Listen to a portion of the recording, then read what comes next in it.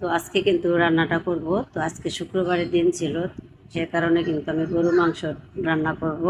তো গরু মাংস রান্না করার জন্য কিন্তু আমি সব রকমের মশলা বেটে নিয়েছি এবং আদা রসুন পেঁয়াজ কুচি সবগুলো আমি রেডি করে নিয়েছি। হ্যালো বন্ধুরা, আসসালামু আলাইকুম। তো এখন কড়াইটা চুলায় বসিয়ে দিয়েছি। দেওয়ার পর কিন্তু আমি কড়ার ভিতরে তেলটা দিয়ে দিয়েছি। তেলটা গরম হওয়ার পর আমি কুচি করে রাখা পেঁয়াজগুলো কড়ার ভিতর দিয়ে দিচ্ছি।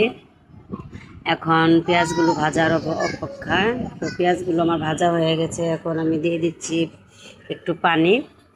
তো পানিটা দিয়ে দেওয়ার পর কিন্তু আমার এখন মশলাগুলো দিতে হবে কড়াইয়ের ভিতরে। তো এদিকে আছে পেঁয়াজ কুচি, আর এদিকে আদা রসুন বাটা, মানে বলতে পারেন সব রকমের মশলা বাটা আছে। আর এদিকে গরুর মাংসগুলো ধুয়ে রেখে দিয়েছি। তো এগুলো আমি এখন মশলা কড়ায় একে একে সব উপকরণগুলো দিয়ে দিচ্ছি।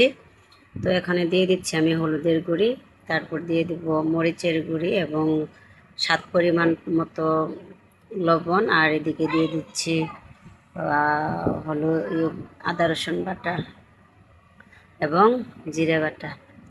তো সব উপকরণগুলো দেওয়ার পর কিন্তু আমি একে একে সব কিছু দেওয়ার পরে আমি ভালো করে নেড়ে নেব। সব কিছু নেড়ে নিচ্ছি যাতে মশলাটা একত্রে খুব ভালো হয়ে মিশে যায়।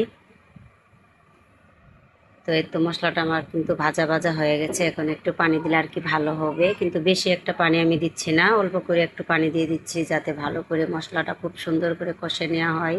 তো মশলাটা কিন্তু আমার অলরেডি কষে গেছে।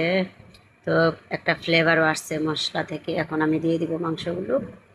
তো মাংসগুলো দেওয়ার পর কিন্তু আমি একটু লাড়া দিয়ে নিচ্ছি যাতে মাংসগুলো ভালো করে মশলার সাথে মিশে যায়। এখন কিন্তু মাংসগুলো আমার কষানো হয়ে গেছে। তারপর দিয়ে দিচ্ছি এর ভিতরে আমি কয়েক পিস আলু কেটে রেখে দিয়েছিলাম। তো আলুগুলো আমি দিয়ে দিচ্ছি কড়াইতে গরুর মাংসের সাথে একসঙ্গে ভালো করে সিদ্ধ করার জন্য। আমার কিন্তু গরু মাংসটা ভালো মোটামুটি সিদ্ধ হয়ে গেছে। এখন আমি দিয়ে দিচ্ছি আলু। তো আলুগুলো দেওয়ার পর খুব সুন্দর করে আমি ঢেকে দিচ্ছি যাতে ভালো করে আলুটা সিদ্ধ হয়ে যায় একসঙ্গে মাংসর সাথে। তো এদিকে কিন্তু সকাল থেকে আমার অনেকগুলো কাজ ছিল, সবগুলো কাজ করে নিয়েছি। এদিকে শুক্রবার জুম্বার নামাজ পড়তে যাবে। তো সংসারের কাজ সব কিছু করে কিন্তু জুম্বার জন্য আমি রান্না বসিয়ে দিয়েছি, কারণ আর নামাজ থেকে এসে আর রান্না করা হলে ভাত খাবে, তার কারণে কিন্তু আমি রান্নাটা তাড়াতাড়ি বসিয়ে দিয়েছি। তো এদিকে কিন্তু নামাজটা প্রায় শেষের দিকেই। তো এখন বেলা কিন্তু 2টার মতো বেজে গেছে।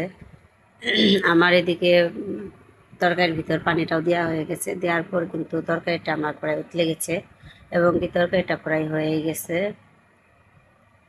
তো দেখতে পাচ্ছেন আলুগুলো ভালো করে সিদ্ধ হয়ে গেছে এবং কি মাংসগুলো সিদ্ধ হয়ে গেছে। তো এখন আমি চুলা থেকে নামিয়ে নিচ্ছি।